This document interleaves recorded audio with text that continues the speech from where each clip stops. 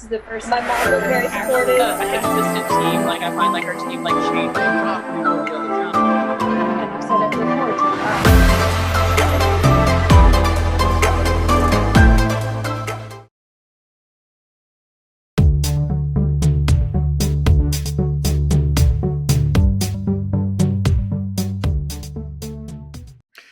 Well, welcome back to the Autobody Source Podcast.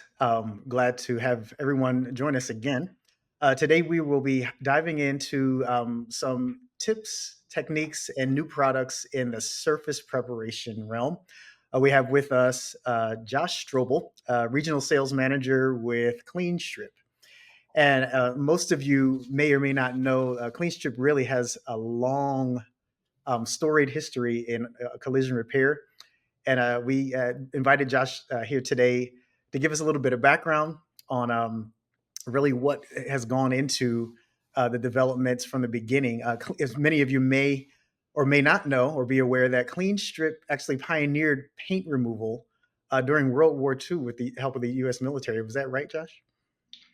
Yeah, thanks, Nolan. Like you mentioned, the company was founded in 1946, right after World War II, and the original product was developed by a gentleman by the name of William M. Barr. Our parent company's name is WM Barr, and he developed a non-flammable paint remover based on the request of the military. They were bringing equipment back from overseas and restoring it and refinishing it.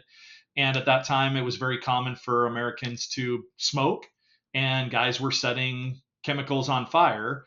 So the military or the government, I should say, wanted a paint stripper that was non-flammable, hence our first product, which was our paint remover. And it started the aircraft paint remover brand because of the requests at that time of the government. It's no secret, methylene chloride was the secret sauce. It was a product that was very dense, heavier than air, and very stable, non-flammable. Wow. Well, it's definitely legendary in this industry. What can you tell us a little? A lot of people, when they look at or hear the term aircraft, it's become its own category, of course. A lot of people feel like, the product doesn't work. What can you tell us about the category itself?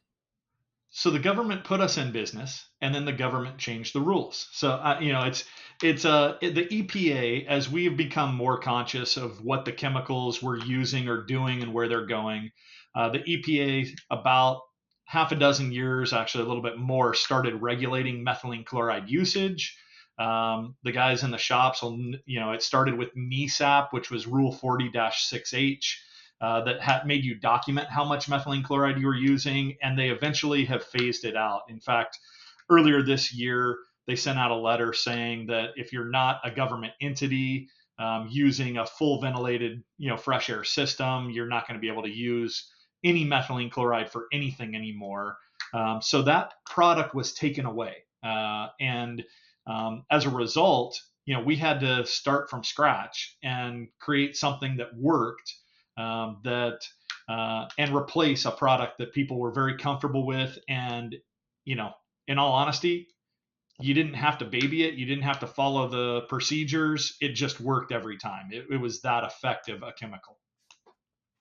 Well, how about today with the production of a new product? Is it the same as it was? I know people noticed some changes in the past couple of years.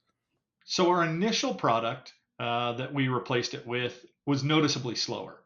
And you've got light solvents that wanted to lift off the surface, which changed the way we have to use the product and the expectations we should have for the product.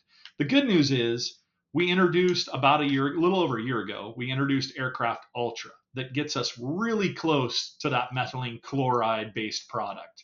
And we've got a good how-to video that I can kind of walk through with you and share with everybody. But there are some steps that you want to do to ensure that you get the best results every time. Okay, yeah. So let's take a look. Yeah, the new Ultra product is for the national rural areas. So I'm sorry if you're in a regulated area. The VOCs are still a little bit high.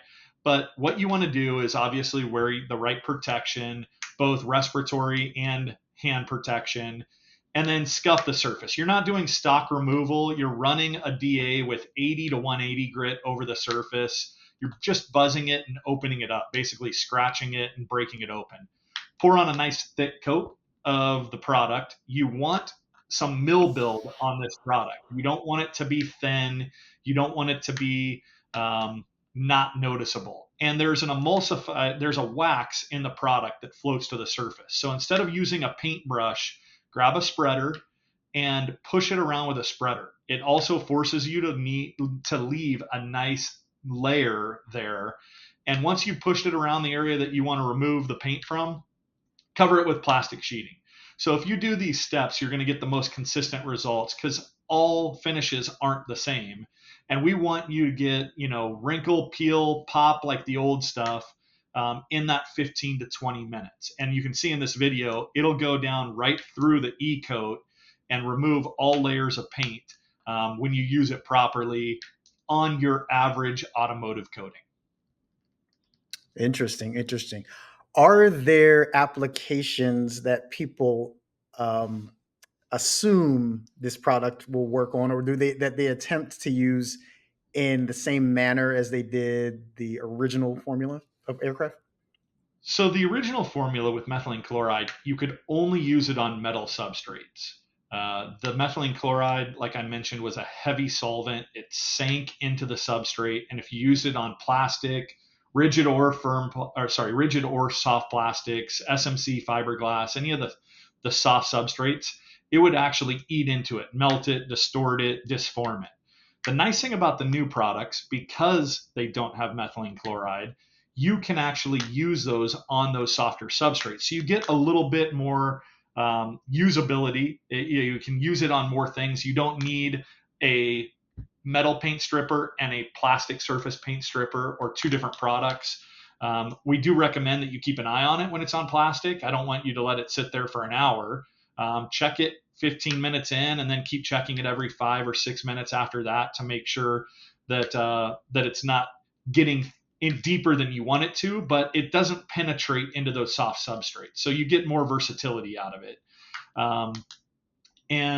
That is a great additional tool for this product because you can strip bumpers, you can strip parts, kit parts, and plastic parts as well. Awesome. And there's an even newer formulation that has come out since I guess it's the gallon gel, right? There's a newer one that has come out now, right? So we just added to the family. We launched the gallons and the quarts about a little over a year ago, year and a half ago, and this December. So we're about 10 days away from shipping the aerosols. So the aerosols are nice, especially for guys that are doing rims or bumper grills where it's hard to get into areas, hard to get product into those areas. The aerosol allows you to apply it into tighter spaces and get it into the nooks and crannies. And a lot of guys just like the convenience of an aerosol. Nice. And these products also work, the newer formulation works on 2K coatings as well? So yeah, I mean, it's designed to work on automotive coatings. And I mentioned not all coatings are the same. The nice thing is, based on our testing and customer feedback, this product consistently works on the vast majority of OE or original equipment. That's the automotive manufacturer's coatings. There are a couple of tougher coatings out there on late model cars, which is why we recommend you scuff the surface before you pour it on. And then it also works on things like powder coating, which we didn't initially expect the product to work really well on powder coating. It's a little bit of a different animal, but we had customers bring it to our attention that this is working on powder coated parts as well as it is on the 2K finishes that the manufacturers put on vehicles. Nice. Well, this has been a great overview of this product. I think a lot of conflicting ideas or techniques have kind of been cleared up just from you walking us through this. I really appreciate you hopping on with us today and walking us through this. One thing to mention for those of you that are in the restricted areas in the US, the VOC restricted areas, we do have the aircraft It's just the aircraft label available. Follow the same steps and procedures that we reviewed in this. Scuff the surface, pour it on a nice thick layer, push it with a spreader, cover it with plastic. It will work. The difference is, instead of a 15 to 20 minute work time, you're looking at 45 minutes to an hour and a half, depending on the coating. You have to cover it with plastic sheeting so that the solvents don't evaporate and escape. And a tip that came from guys using it in the field: if you put it into the back of the booth during a bake cycle or set it out in the sun with plastic sheeting covering the product, it speeds it up. That addition of heat actually makes it work better. But think of it as, hey, I can set this up, I can put the paint remover on it and walk away and flag hours on something else or work on another project, come back to it an hour later and check it at that point. So don't stand over it and watch it. It's not the VOC regulated areas. You just have a slower product that is going to force you to work on something else in the meantime.